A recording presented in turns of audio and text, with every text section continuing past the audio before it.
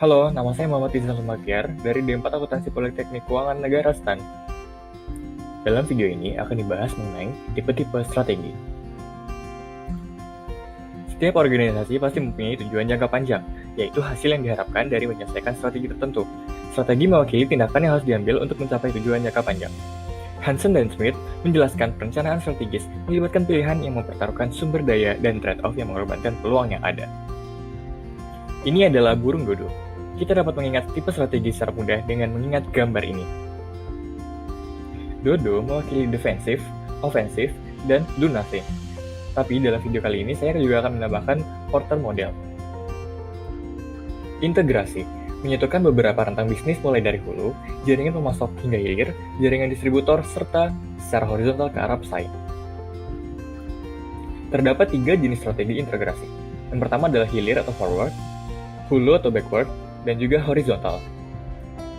Strategi integrasi hilir atau forward merupakan strategi yang dijalankan dengan meraih kendali atas jalur distribusi, mulai dari distributor hingga retailer. Contohnya adalah Astra International. Sedangkan strategi integrasi hulu merupakan strategi integrasi ke belakang dengan memperoleh kepemilikan atau meningkatkan kendali atas perusahaan pemasok. Contohnya adalah PT Gudang Garam. Yang terakhir adalah strategi horizontal. Strategi ini dilakukan untuk menguasai dan meningkatkan kendali terhadap pesaing, antara lain dengan membeli atau mengakuisisi perusahaan pesaing.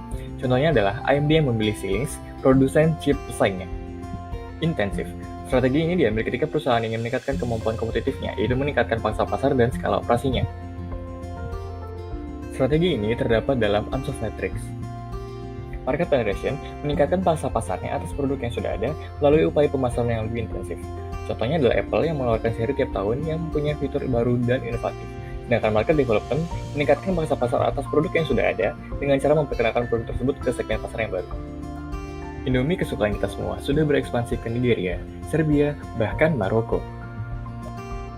Product development meningkatkan pangsa pasar atas produk yang sudah ada dengan cara mengembangkan atau memodifikasi produk tersebut. Sebagai contoh adalah Pepsodent yang menerbitkan beberapa varian rasa. Defensif. Strategi defensif pertama yaitu retrenchment atau penghematan yang dilakukan melalui pengurangan biaya dan aset untuk mengatasi penurunan penjualan dan profit. Contohnya adalah penjualan tanah dan gedung, menutup bisnis yang labanya sedikit, atau mengurangi jumlah karyawan. Namun, perlu diingat bahwa pengurangan karyawan mungkin adalah jalan terakhir, karena karyawan merupakan aset dan membutuhkan biaya lagi untuk mencapai kompetensi seperti sekarang. Sebagai akibat dari pandemi, beberapa hotel memutuskan untuk memulangkan karyawan atau memotong gaji karyawan. Divestasi, yaitu menjual satu divisi atau bagian dari suatu organisasi. Kondisinya, ketika sudah melakukan retrenchment, tetapi gagal mencapai perbaikan yang diharapkan, atau sebuah divisi tidak cocok dengan keseluruhan organisasi. Contohnya adalah Bank Niaga yang mendivestasi Bank Sumitomo. Strategi defensif terakhir adalah likuidasi. Perusahaan menjual seluruh aset perusahaan secara terpisah-pisah atau sepotong-potong. Salah satu kondisinya, yaitu ketika perusahaan menjalankan retrenchment dan divestasi dan tidak ada satupun yang berhasil. Contohnya adalah AirAsia X yang akan melikuidasi bisnis di Indonesia akibat COVID-19. Diversifikasi. Diversifikasi ada 2. Yang pertama adalah related dan unrelated. Diversifikasi related, di mana rantai nilai kedua bisnis cocok, sehingga menghasilkan hubungan lintas bisnis yang menguntungkan. Contohnya adalah Facebook yang mengakuisisi WhatsApp. Pertimbangannya seperti penambahan produk baru meningkatkan penjualan produk lama atau perusahaan mempunyai tim manajemen yang kuat dalam mengembangkan unit bisnis baru. Sedangkan diversifikasi unrelated, yaitu di mana rantai nilai kedua unit bisnis sangat berbeda sehingga tidak ada hubungan lintas yang bernilai kompetitif. Contohnya adalah Mars yang dikenal dengan produk M&M coklat mengakuisisi P&G yang memproduksi Whiskas dan Royal Canin. Porter membagi strategi menjadi 5 tipe. Cost leadership, yaitu menurunkan harga jual produk sehingga mendorong keluar kompetitor dari pasar. Low cost, menawarkan produk atau jasa ke pangsa pasar yang luas dengan harga serendah mungkin.